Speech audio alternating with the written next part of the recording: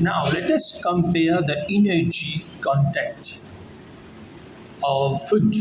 For example, carbohydrate, fat, and protein. Now you need a test tube, a boiling tube. Okay, you need the thermometer, a little water. Okay, now you know the temperature. For example, at the beginning it is 18 degrees. Okay, then you need a mounted needle. A mounted needle. You you stick the food sample. The food sample should be a solid one. The food sample should be a solid one. Okay, a solid. It should be dry. It should be a solid one. For example, you are taking uh, a piece of 1 gram of bread, 1 gram of rice, no bread, 1 gram of butter or cheese. Then you take 1 gram of this is for carbohydrate. This is for fat, and a piece of dry chicken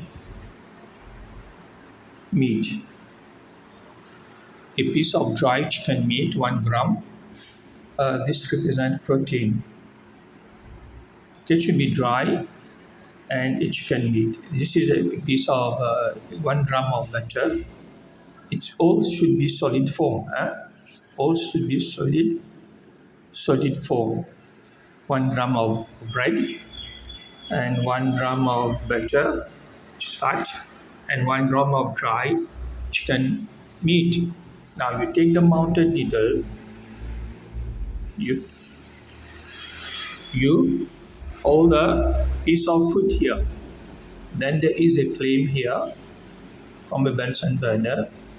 Then you ignite it. You put fire in it. When it catches fire, you transfer it to the test tube. Okay, yeah, the boiling tube.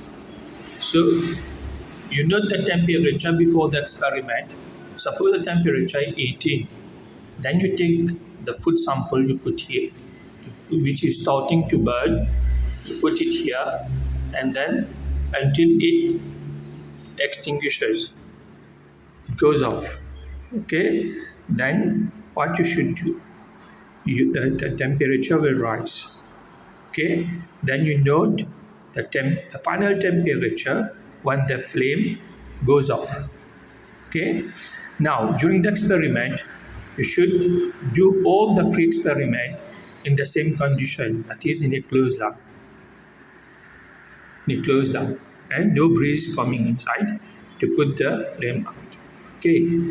Now the temperature rise. Then, for example, if the temperature rise is for starch, for bread, it is 70. For butter, it is 91, and for meat it is 40. Okay. Now let us do the suppose the temperature initial was 24. So the rising temperature for starch is 46, for fat 67, and for protein 16. Okay. Final temperature minus initial temperature. Now you note that more energy is liberated by fat compared to carbohydrate. More energy is liberated for fat compared to carbohydrate, and very less for protein. You know why? Because protein, the main function of protein is not for storage of energy. It is for growth and body repair. Fat is a store of energy for most animals that live in icy weather. For people that live in icy weather, the fat stays in the adipose tissue.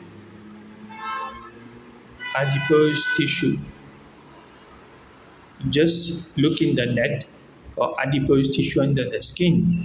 It insulates the body. Insulate. Insulate means it prevents heat from the body to move out in ICU weather.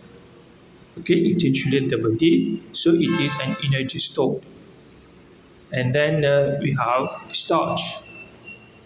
Starch, the main role of starch is to give energy.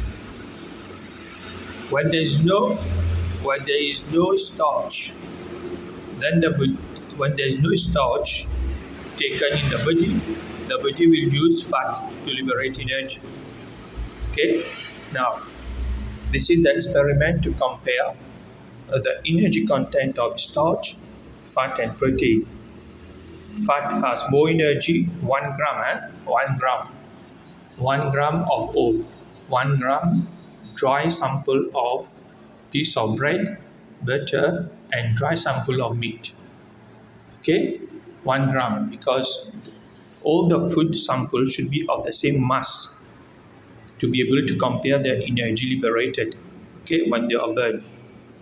Okay, then. Now you understand this. Okay.